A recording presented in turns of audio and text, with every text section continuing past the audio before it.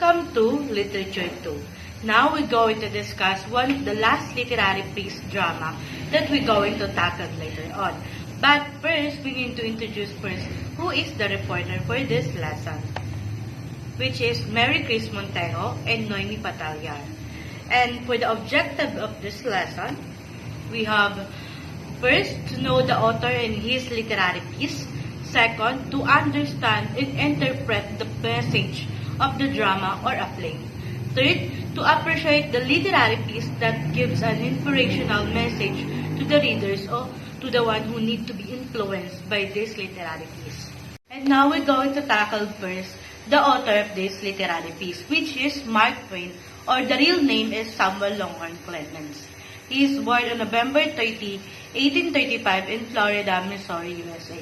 He became a transcended the apparent limitation of his origin to become a popular public figure and one of the American best and most beloved writers. So some were thinking, what of the best pen name can I give to myself? And he became a Mark Twain in early 1863 when he was still a part of a newspaper man in Nevada. And when we say Mark Twain, it means or it represents as a depth of a water o yung lalim ng tubig. And as what is stated on this slide, he became known as a most American best and most beloved writers because of being a novelist and a good traveler writer way back on his time. And Mark Twain is his most famous novel and notable work included the Adventures of Tom Sawyer in 1876 and also in 1884, which is one of the loosely based on a Twain's boyhood experience in Missouri. Twain also wrote numerous short stories, most of the notable, and one of the notable story or short story that he published is the celebrated jumping frog of the Calaveras country in 1865. And one of the short story that he published which is one of literary piece drama that we're going to tackle later on, or we're going to watch or read, is Prince and the Pauper in 1881. Most of the story that Mark Twain imposed or Mark Twain published, Adventure of Tom Sawyer and the Adventure of Huckleberry Finn, is one of the most famous, or he became known because of these two adventure story. And as what Mark Twain said, that he became written some books because to challenge the fundamental issues that faced in America at that time about some races involving of such as landscape or yung mga lupa na inaagaw sa mga tao, and yung mga class barriers, yung means ng class barriers, yung status mo sa buhay o yung mga status mo like middle class, upper class, lower class, and of course, the access of education. So, because of this, Mark Twain became doing some hard work to publish some books that can open or can give a new perspective to the readers that this is happening in Americans that time. And also, Mark Twain want to influence the readers by his writing or by his collection books regarding to democratic movement that happening in America on his time. So Mark Twain published one of the best known children's story, which is The Prince and the Pauper. It is an historical fiction that tells a story of two boys who are identical in appearance, and which is one of is Tom Chanty. He is the pauper who lives with abusive father in London, and Prince Edward is a son of King Henry VIII of England, the noble of Britain and this novel is written for children. So Mark Twain write this kind of story for being inspired by going on England on a trip. And he got inspired by the history of England that he became decided to try or to write a play that about of a monarch. So, but regarding to this, became a motivation or it became inspired to write a story or a play regarding to monarch. The story became ended on writing a children novel or children books about the English King Edward VIII. So the summary of this novel are, there are two main characters in this novel, which is the prince, which is Edward Tudor, the son of King Henry VIII, and the pauper is Tom Chanty, who lives on of the Pudding Lane in London. There are two boys who born on the same day, one in the settings of 1547 settings in London, which both run down slums and mansion of a wealthy merchants and a member of nobility. Edward and Tom represent these two differences of two sides of life, which is Edward was born into royalty family and welcomed into an elite family, while Tom, on the other hand, has an unwanted child of a father who beats him and forces him to beg in the street. And among of the other children, Tom is frequently imagine himself as a prince. What education he was imparted to him by the prince's father, Andrew, who lives in the same house.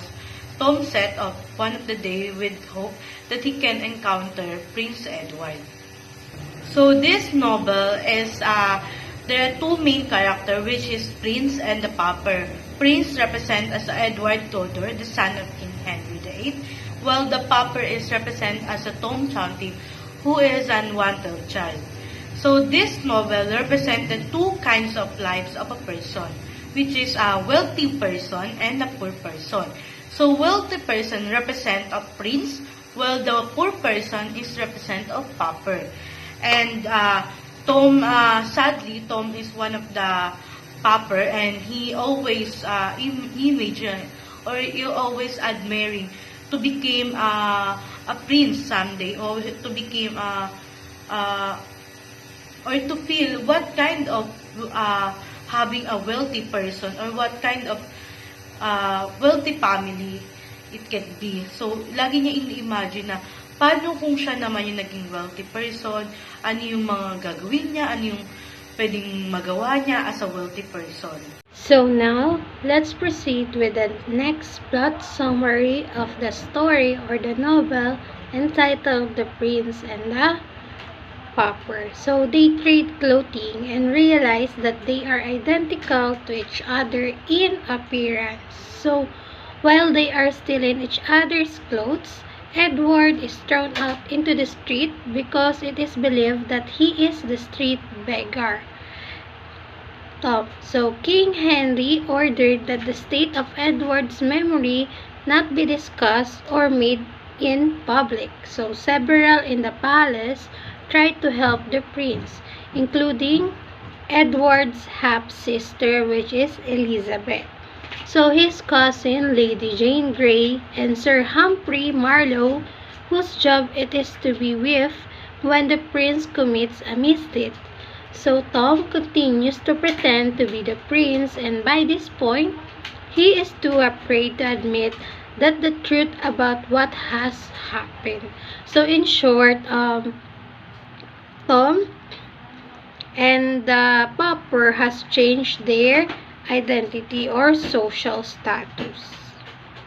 So for the next one, so during a period of illness, King Henry had entrusted the Great Seal of the kingdom to Edward for safekeeping. So when he asks for its return, Tom says he has no idea about it and that he does not know where it is. So outside the royal domain, the real Prince Edward continues to wander about the streets. So when King Henry dies, Edward is found by Tom's father and brought to his home at the rundown Oval Court. So at the same time, Tom gradually begins to learn the ways of royalty. So since he was thought to be mad by those around him, he was able to use that as a way of explaining away the things he did not remember, and the training he never had. So, as he becomes better at conducting himself as royalty, hopes rise that his madness is but a temporary state.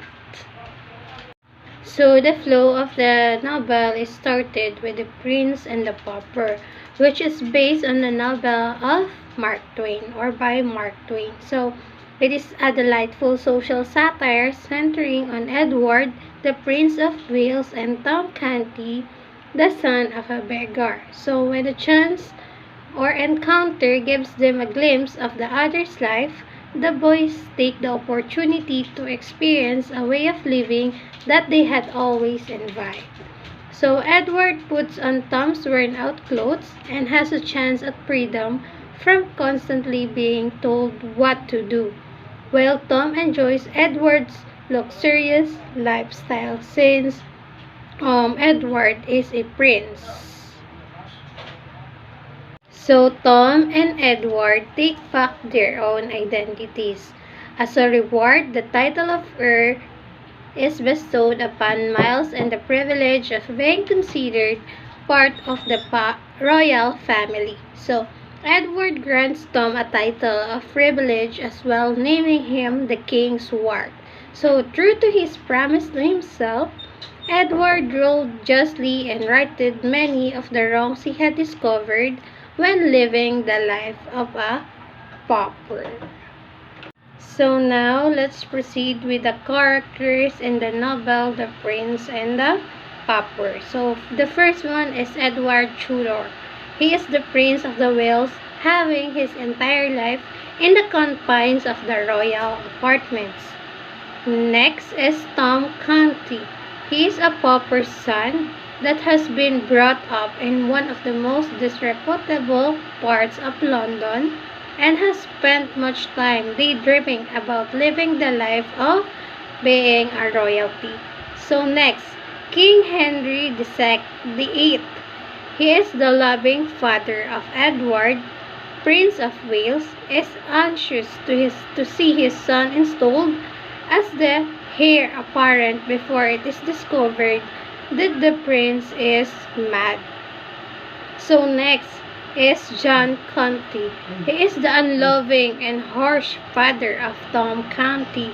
He keeps his son in a tow solely so that young Tom can beg money for him. So next is Beth, Nan, and Mother Canty are the sisters and mother of Tom Canty, who try to protect him from John Canty's brutality. So next, Father Andrew. He is a good and retired priest who teaches Tom how to read and write and also teaches him a bit of Latin. So he is a talent which he later uses at the court. So next is the Hermit. He is a mad old man who takes young Edward in and pretends to be kind to him. So, those are the characters in the novel The Prince and the Pauper. So now, we will going to proceed with the genre of this novel, The Prince and the Pauper. So, the genres of the novel is comedy, historical fiction, and realism. So, the novel represents Mark Twain's first attempt at historical fiction. So, the plot is concerned in the accession of the 9-year-old Edward VI of England in 1547 and his interactions with a look-alike Tom Canty. So, a London pauper who lives with his abusive, alcoholic father. So, also, the genre is considered as comedy since there are two identical persons that change their way of living. So, the prince and the pauper. So, also, realism is part of the genre since it covers the true-to-life experience of a certain people within a country. So now, let's proceed with the setting or where this story happens or the novel happens. So, the tale is set in the year 1537 in and around London. So this was some years after Prince Edward, son of King Henry VIII of England, was born. So in the story or in the novel, it also born on the same day as the poor boy Tom Canty, which is also born in a London slum in the worst possible circumstances. So now, for the next one is we are going to tackle the themes of the novel.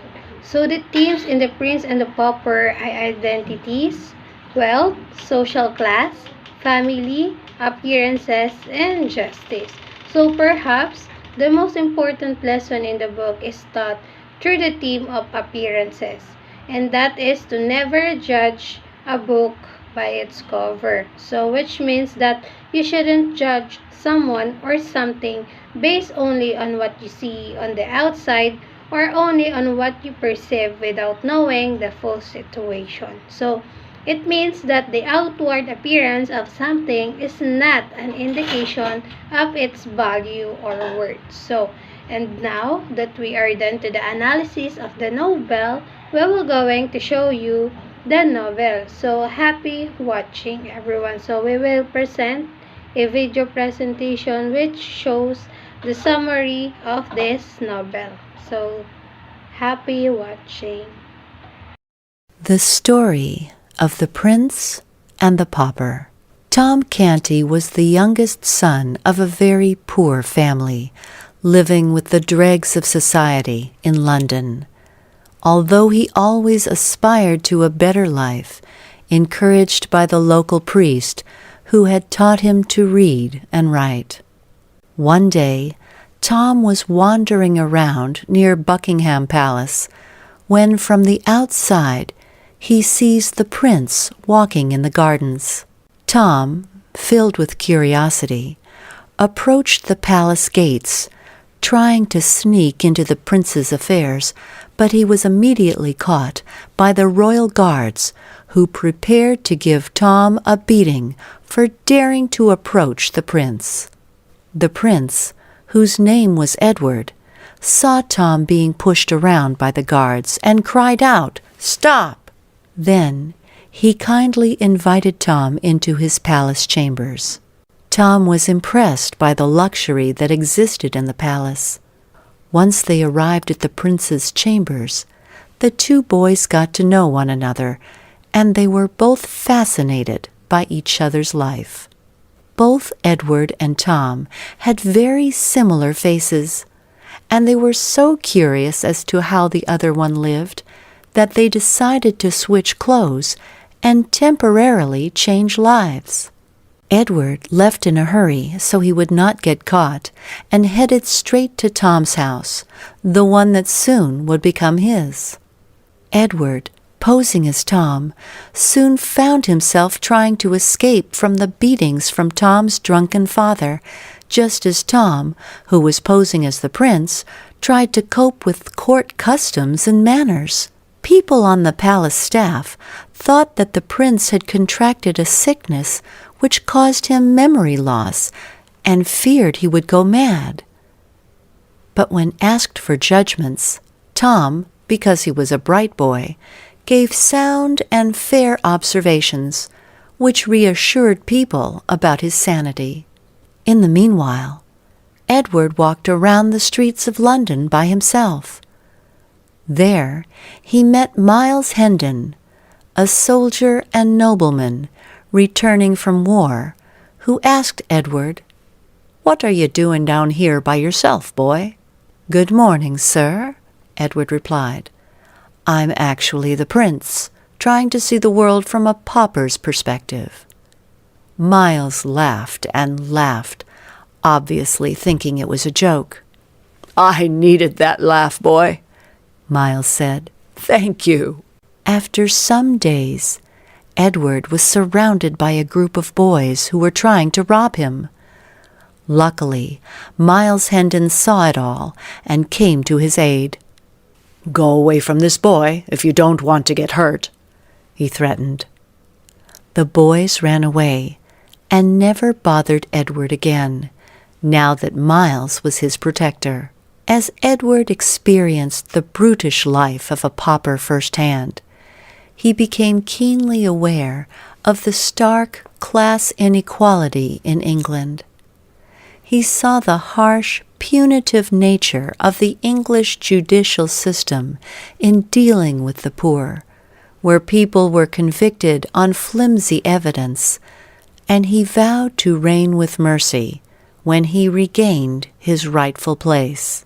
In the meanwhile, news reached them that King Henry VIII had died and that Edward is to become king.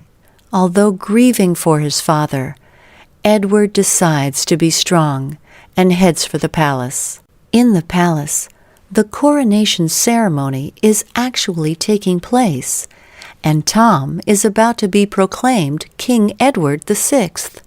Tom has been claiming repeatedly that he had traded places with the rightful prince, but no one believes him. Suddenly, Edward intervenes. "I am Prince Edward, and the rightful heir to the throne." Tom is eager to give up all claims to the throne. However, the nobles refuse to believe that this beggarly child, standing in front of them, is indeed Prince Edward. "Here is the Great Seal of England," proclaims Edward, presenting the seal he had secretly carried with him after leaving the castle that fateful day. Now there were no doubts as to who the king was, and everything that had happened to each of the boys was explained. Edward was crowned King Edward VI, and he decided to reward Miles Hendon with the rank of Earl, and his family was rewarded with the right to sit in the presence of the king. In gratitude, Edward also named Tom Canty the king's ward. King Edward VI kept his vow of being rightful and fair, making the lives of the English people much better. The end. The message or the moral lesson of this novel is that about appearance can be deceiving, and that we should treat everyone with kindness and respect, regardless of their social status. And what I learned about this novel is about identities, wealth, social class, family, and appearance of a justice. I also learned regarding to empathy and happiness. By walking on the Tom's shoes, I felt that how difficult it is being a poor in this generation or that time. I also experienced having a less unfortunate or having a less privilege regarding being a poor. Such example is I can enter to a school or a big school and pick what kind of dream course I want to be because of having a less opportunity and less privilege. That's why I felt being walking on a Tom's shoes, having a difficult life of being a poor. And also, Mark Twain left a message or a quote regarding to this novel. True nobility comes from within and not from the one social status of wealth. So, ini-impose niya na ang totoong kayamanan na hindi lang base sa kung ano yung nakikita natin. Base din ito sa kung ano yung meron tayong pag-uugali, kabutihan, and respect, and regardless to other social status that we can impose into other people. So, it's really good that we also practice being kind, being respectful, being having to share what we have to the people who having a less opportunity or having a less privilege. So now we will going to proceed with the message of this novel. So the moral lesson or the message of this novel is that appearances can be deceiving and that we should treat everyone with kindness and respect, regardless of their social status. So in short, we should learn how to respect each other in order for others to do so. So it is aligned with a quotation or saying that don't do unto others what you don't want done unto you. So, in short, we should be kind in all people that we met, and we should really give them respect since everyone is deserve this. So that's the end of our topic for today. We hope you learned something from it. So thank you and God bless everyone.